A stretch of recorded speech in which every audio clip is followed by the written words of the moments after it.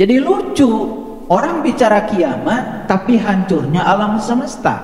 Padahal kiam itu artinya adalah bangkit. Hari kiamat itu hari bangkitnya kesadaran kita yang mati. Lebih lucu lagi, apa saja yang aneh di dunia ini sekarang selalu dikaitkan dengan kiamat sudah dekat. Gunung-gunung di Arab dulu batu. Sekarang gunung-gunung di Arab tumbuh ya lumut. Sehingga gunung-gunung di sana sekarang warnanya jadi hijau. Itu kan peristiwa alam biasa. Karena apa? Karena sekarang di Arab akibat perubahan musim sering turun hujan. Kan masuk akal. Ketika hujan turun, maka di batu-batu akan tumbuh lumut. Jadi wajar kalau lumut di Arab sekarang warnanya jadi hijau. Tetapi hampir semua orang yang sok tahu, gak belajar sains, karena di Arab ada keanehan, gunung-gunung yang coklat jadi warna hijau, lalu dikaitkan dengan kiamat sudah dekat. Di zaman Nabi Muhammad juga kiamat sudah dekat. Karena yang menentukan kiamat bukan Allah. Yang menentukan kiamat ya kamu sendiri.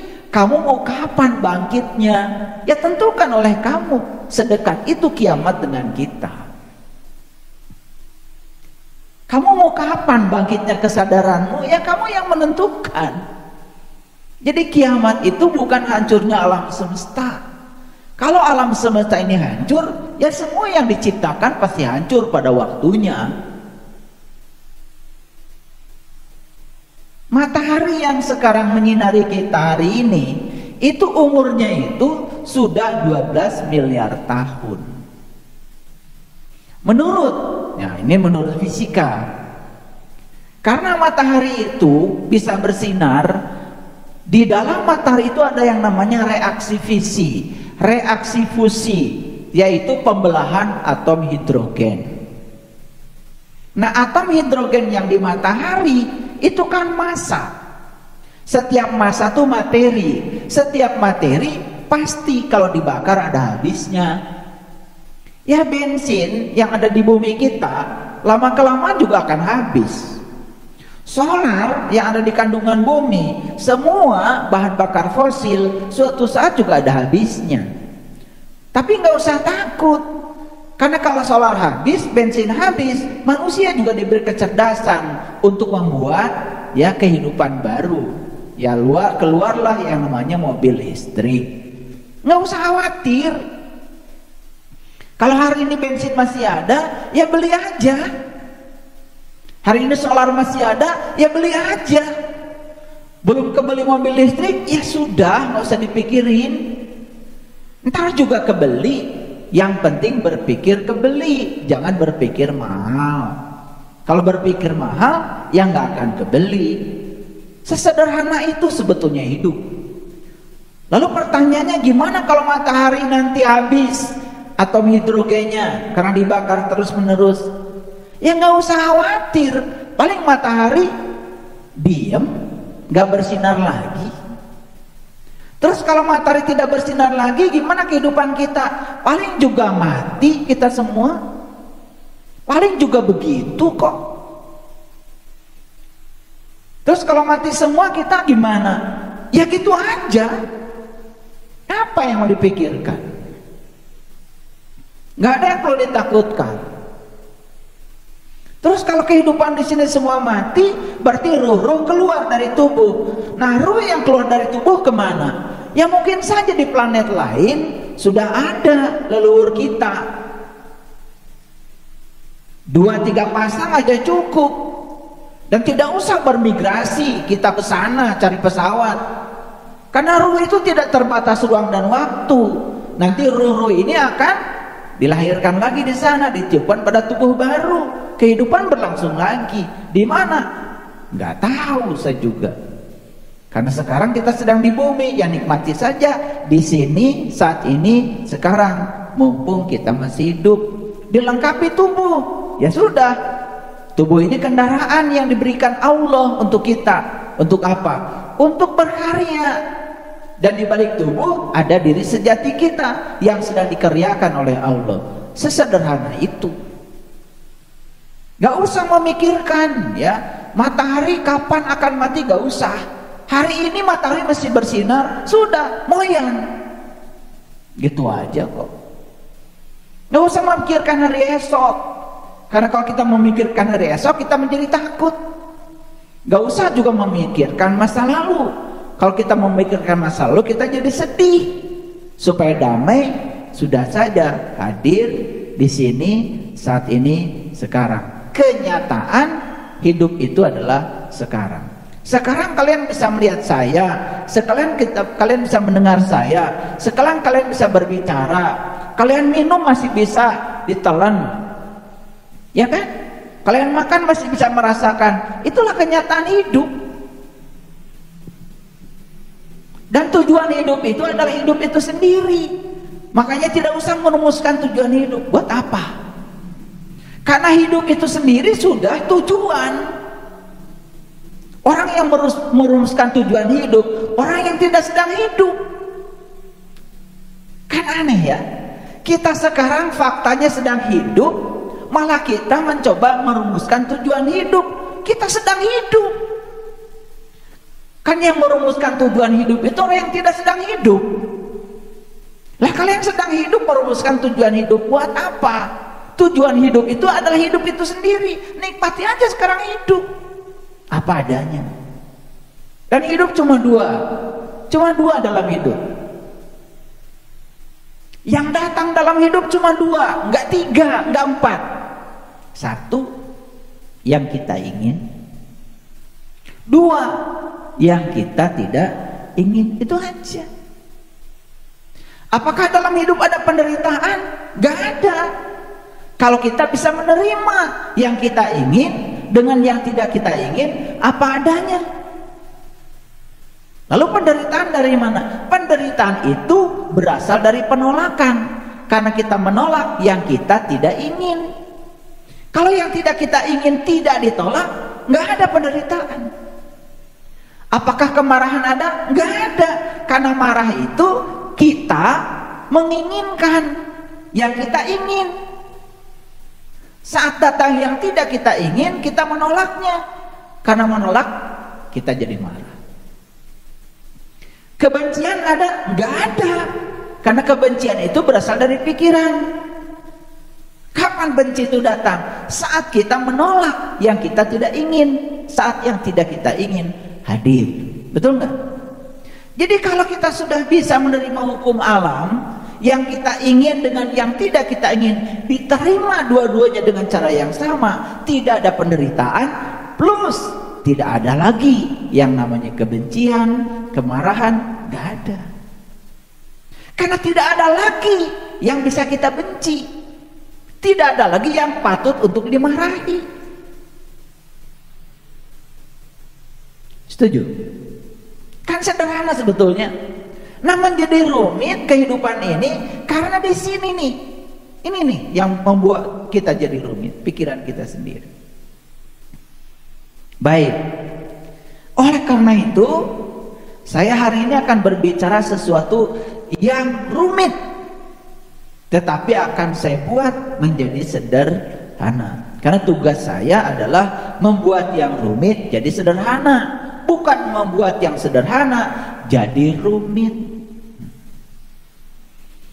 Sebetulnya agama itu sederhana, tetapi diperumit oleh orang-orang yang nggak tahu. Jadi agama tuh jadi pusing ya, pusing kan? Salat saya diterima atau tidak oleh Allah, pusing kan? Wudhu saya diterima atau tidak oleh Allah, pusing kan? Karena kita nggak ngerti apa itu salat, apa itu wudhu. Padahal sebenarnya indikatornya sederhana. Ya. Salat kita diterima atau tidak oleh Allah, lihat saja keadaan kita setelah salat. Ada perubahan sedikit saja, sudah diterima. Cuman kita tidak bisa menggunakan alat ukur yang jelas untuk mengukur indikator keberhasilan kita sendiri. Betul apa tidak? Nah, oleh karena itu maka kita lihat dulu judul ini. Karena biasa ya, 30 menit pertama saya jelaskan judul. Saya akan cerita perumpamaan. Perumpamaan yang ada di mana? Terutama perumpamaan yang ada dalam kitab suci. Saya sudah belajar Quran 30 juz, di situ isinya perumpamaan semua. Saya sudah belajar Injil, isinya juga perumpamaan semua. Saya juga sudah belajar Weda, isinya juga perumpamaan semua. Saya belajar kitab The Teaching yang ditulis oleh Lao Tzu, isinya juga perumpamaan semua. Saya sudah belajar Taurat, sudah belajar Zabur, isinya juga perumpamaan semua.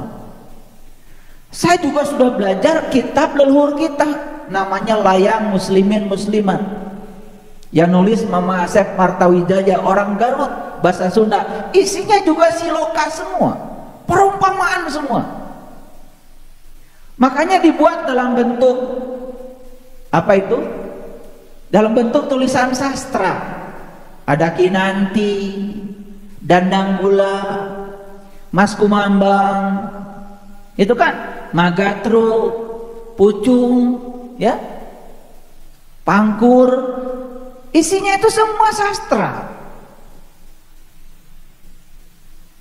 Saya sudah belajar juga kitab Sasangka Jati, kitabnya Pangestu, 10 jilid yang sudah saya baca, isinya perumpamaan juga. Nah, sekarang saya mau ngasih ilustrasi sedikit. Ada sebuah tulisan sastra, isinya adalah simbolik, isinya adalah perumpamaan. Sebut saja bahasanya X.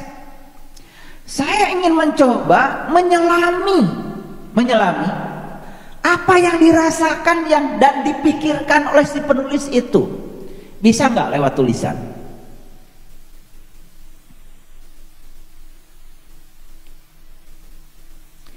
Mama Asep Martawijaya di Garut menulis Layang Muslimin Muslimat. Kan itu tulisan. Tulisan itu rangkaian huruf yang berupa kata-kata menjadi kalimat, menjadi paragraf. Kenapa beliau menulis itu? Kan satu, beliau ingin menyampaikan apa yang beliau rasakan, apa yang beliau pikirkan, ingin dirasakan dan dipikirkan oleh kita, kan sebetulnya. Jadi setiap tulisan itu isinya adalah gagasan, karena beliau ingin membagikan kebahagiaan yang beliau rasakan, ingin dibagikan kepada kita. Rasa yang beliau rasakan, kenikmatan yang beliau rasakan, ingin dibagikan kepada kita. Pertanyaannya, bisakah kita merasakan yang dirasakan oleh beliau lewat tulisan? Bisa? Gak akan bisa.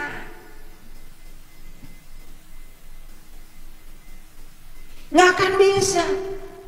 Walaupun bisa, kalian hanya menerka-nerka saja. Akibatnya hanya menggunakan prasangka. Jadi ilmu yang keluar tuh cuman ilmu cek jeung cenah. Atuh buana lebat kumeureun da tangkalna ge tangkal susudanan. Kan itu yang selama ini kita coba. Ya. Ada orang habis minum kopi, rasakan, dia tuliskan pengalaman minum kopi dalam kata-kata. Kemudian kalian membaca tulisan tentang rasa kopi dalam bentuk tulisan. Berhasil nggak kalian merasakan rasa kopi yang ingin dibagikan oleh si penulis kopi itu? Bisa? Nggak akan bisa. kalian jadinya hanya menerka-nerka saja kan, menerka-nerka saja. Oh, kopi teh geuning rasana kitu. Makin menerka makin jauh dari pesan yang ingin disampaikan oleh si peminum kopi itu. Karena satu-satunya cara untuk bisa merasakan yang dituliskan oleh si penulis kopi, kalian minum kopi yang sama dulu.